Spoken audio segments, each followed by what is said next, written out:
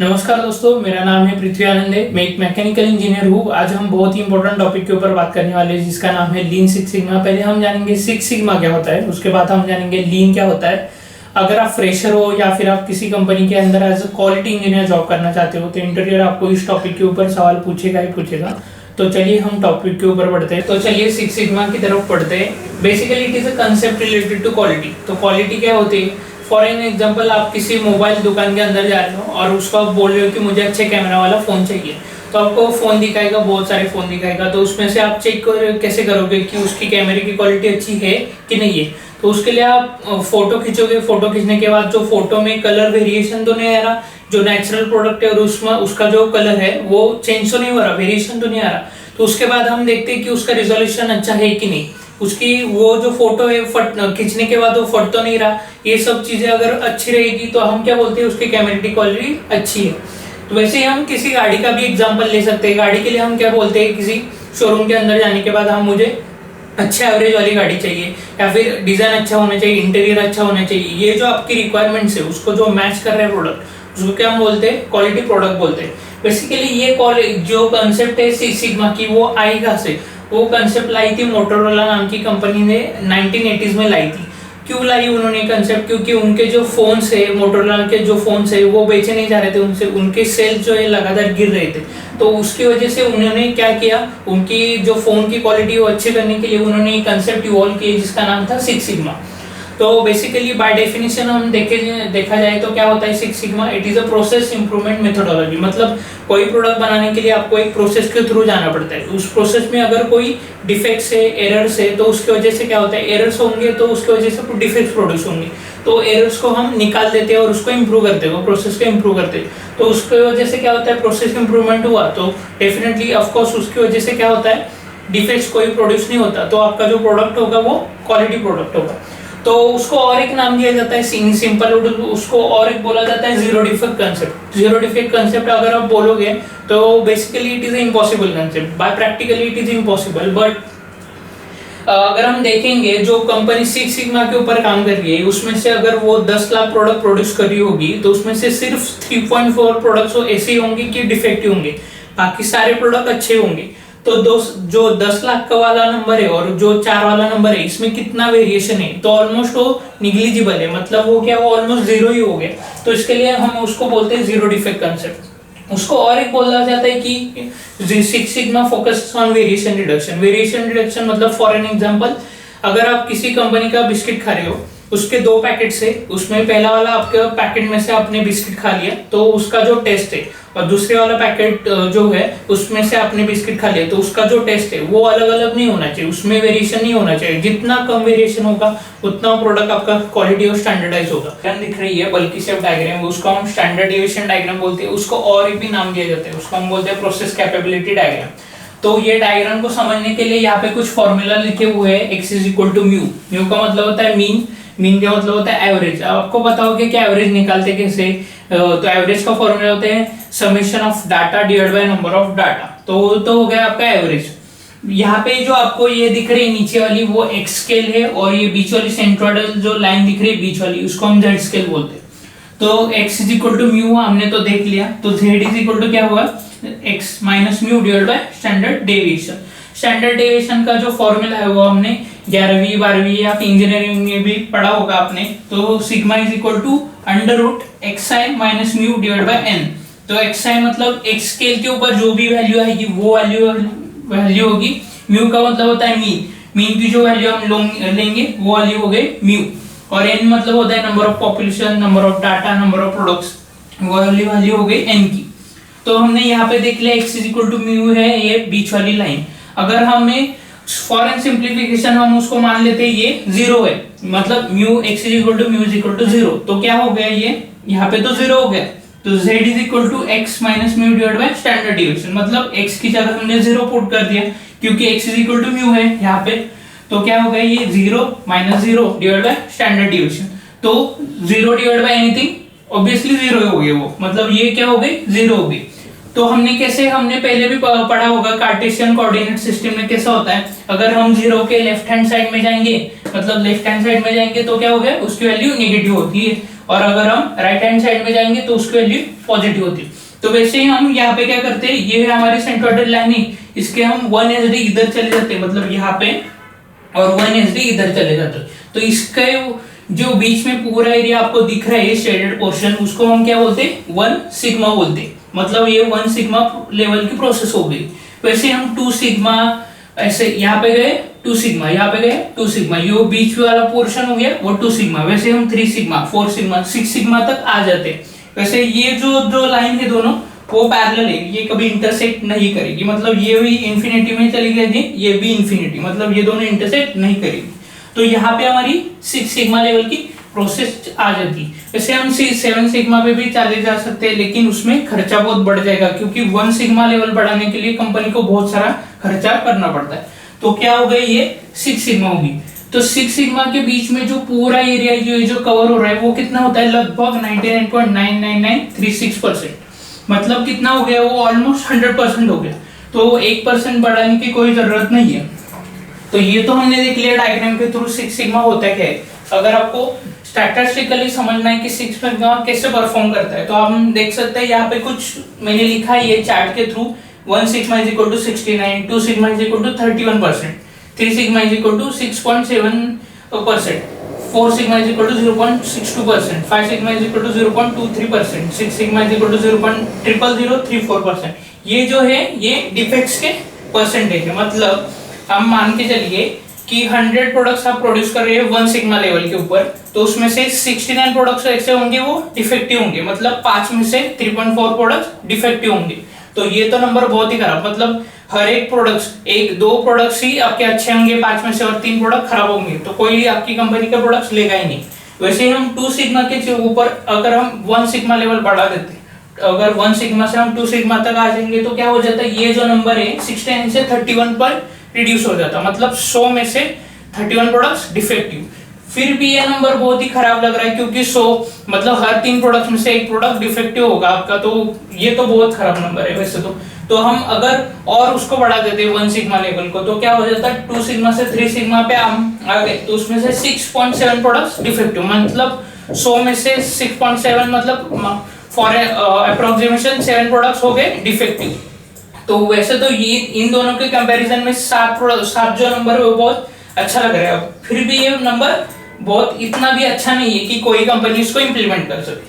तो हम 3 सिग्मा से 4 सिग्मा पे ऊपर आ गए, तो क्या हो गया 0.62%। 0.62% मतलब आप 200 प्रोडक्ट, अगर हम 100 में से 100 प्रोडक्ट प्रोड्यूस कर रहे हैं, तो उसमें से एक भी प्रोडक्ट डिफेक्टिव नहीं होगा, 200 में से एक ही प्रोडक्ट डिफेक्टिव होगा।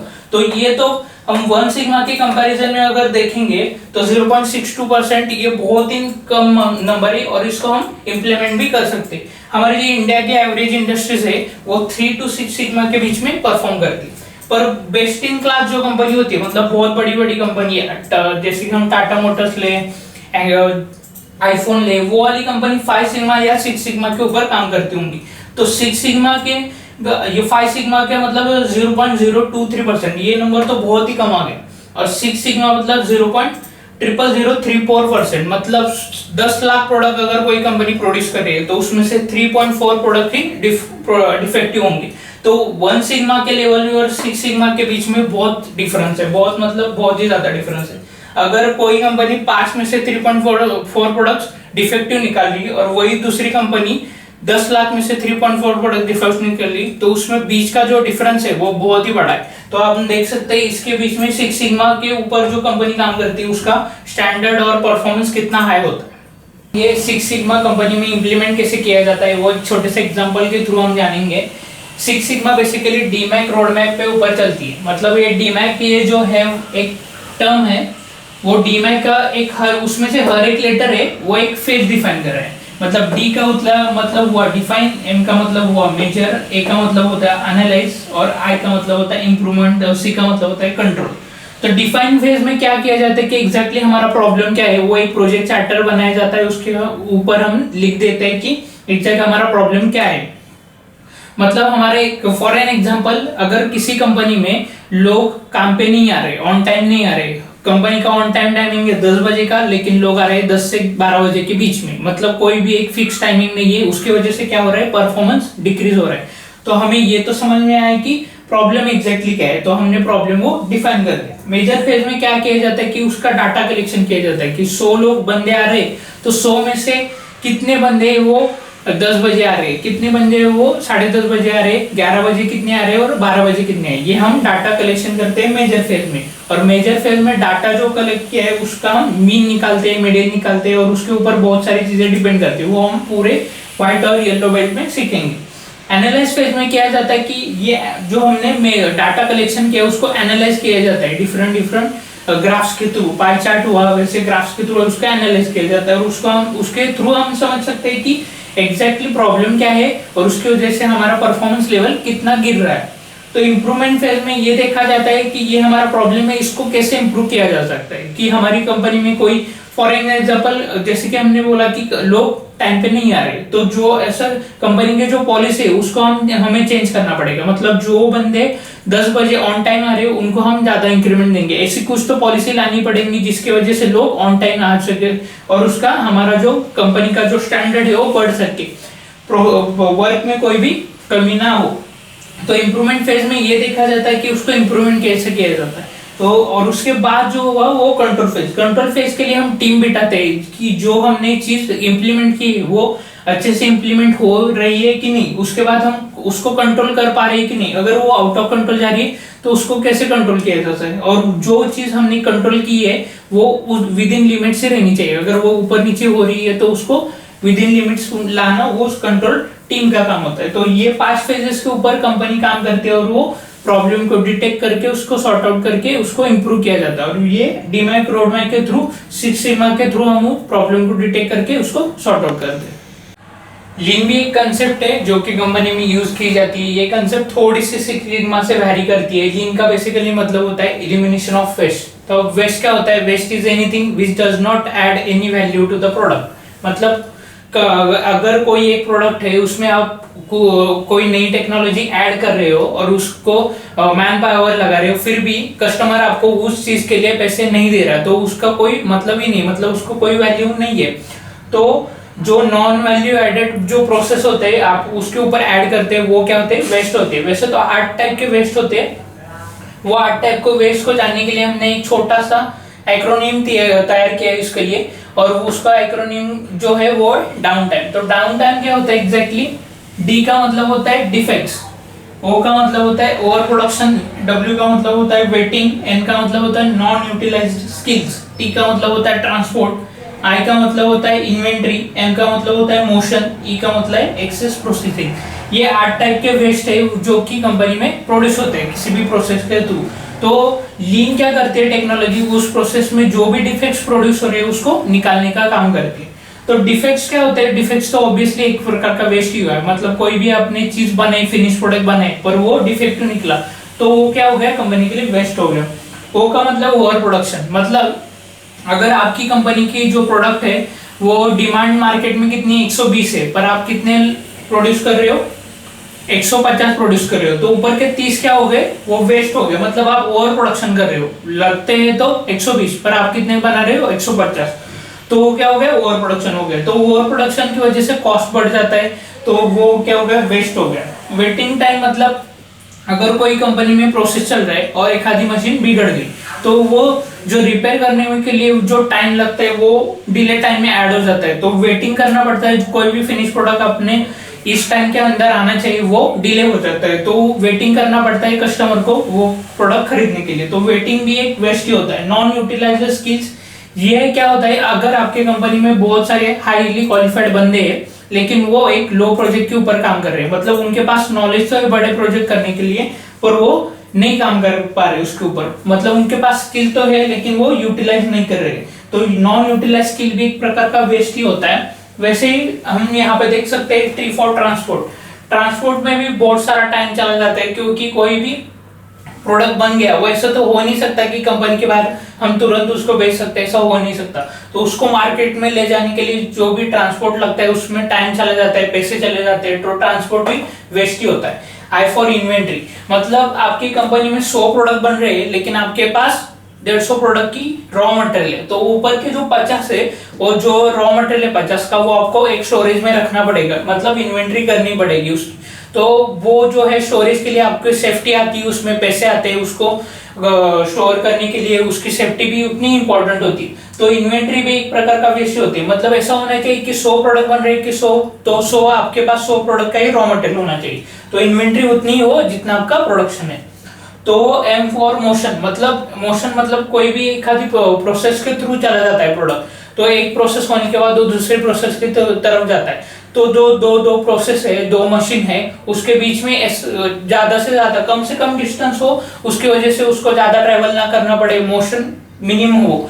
तो मोशन ज्यादा होगी तो अपना टाइम भी ज्यादा लगेगा, सब चीजें आगे की चीजें बढ़ जाएंगी, टाइम भी बढ़ जाएगा, डिले हो जाएगा सब चीजों में, तो मोशन भी एक प्रकार का वेस्ट ही होता है।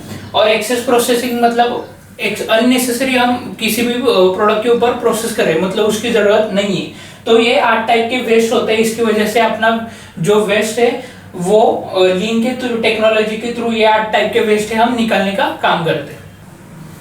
लीन सिक्स सिग्मा बेसिकली दोनों अलग अलग कंसेप्ट है, लेकिन कंपनी में दोनों भी कंसेप्ट यूज की जाती थी। सिर्फ फर्क इतना है कि पहले वो अलग अलग यूज की जाती थी, अब वो साथ में यूज की जाती। तो लीन का क्या मतलब होता है, एलिमिनेशन ऑफ वेस्ट, मतलब वेस्ट ना हो, वेस्ट को निकाला जाए प्रोसेस में से। और सिक्स सिग्मा का कंसेप्ट क्या है कि डिफेक्ट्स फ्री होनी चाहिए आपके प्रोडक्ट्स। तो दोनों का एक ही मकसद था कि स्टैंडर्ड ऑफ क्वालिटी इंक्रीज करना। तो बाद में कंपनी ने क्या किया, उन्होंने दोनों को मर्ज कर दिया। It is combination of both the techniques to improve process better and faster, मतलब आपकी प्रोसेस इतनी अच्छी भी होनी चाहिए और वो फास्ट भी होनी चाहिए, मतलब फास्टर भी होनी चाहिए और वो कम से कम टाइम में वो प्रोसेस होनी चाहिए आपकी। This combination allows organisation to be more agile. Agile का मतलब होता है फ्लेक्सिबल होना आपकी, मतलब कि ऐसा ना हो कि आप फिक्स प्रोसेस के ऊपर काम कर रहे हैं और कोई नया स्पेसिफिकेशन वाला प्रोडक्ट आ गया, तो वो नया स्पेसिफिकेशन वाला प्रोडक्ट बनाने के लिए आपके पास उतनी फ्लेक्सिबिलिटी होनी चाहिए और वो विद इन टाइम, कम से कम टाइम में मार्केट में आना चाहिए प्रोडक्ट। और आपकी टीम जो है वो प्रोएक्टिव भी होनी चाहिए, मतलब 10 साल के बाद जो कंपनी प्रोडक्ट बनाने जा रही है या फिर कंपनी रिसर्च कर रही है किसी प्रोडक्ट के ऊपर, वो डिफेक्ट्स फ्री हो। मतलब कंपनी भले बेशक 10 ऐसी कंपनियां हैं जो मार्केट में अभी काम कर रही है उस प्रोडक्ट के ऊपर, पर कम से कम टाइम में पहले आपका प्रोडक्ट जाना चाहिए लोगों के पास, कस्टमर के पास, इसलिए आपकी टीम प्रोएक्टिव होनी चाहिए in today's fast paced situation. As well as वो प्रोडक्ट कैसे होने चाहिए, वो उसमें कोई भी डिफेक्ट्स ना हो, भले हम वो पहले लॉन्च कर रहे हैं फिर भी उसमें कोई डिफेक्ट्स ना हो और वो अच्छे से अच्छे प्रोडक्ट हो और लोगों ने उनको खरीदना चाहिए। ये पूरा कंसेप्ट होता है लीन सिक्स सिग्मा का। अगर आपको कोई भी इसमें डाउट आ रहा हो तो आप मुझे कमेंट में मेंशन कर सकते हो, और या फिर आप मुझे डायरेक्टली इंस्टाग्राम पे डीएम भी कर सकते हो। अगर आपको ये वीडियो अच्छा लगा हो तो लाइक कीजिए और शेयर कीजिए और इस चैनल को सब्सक्राइब कीजिए।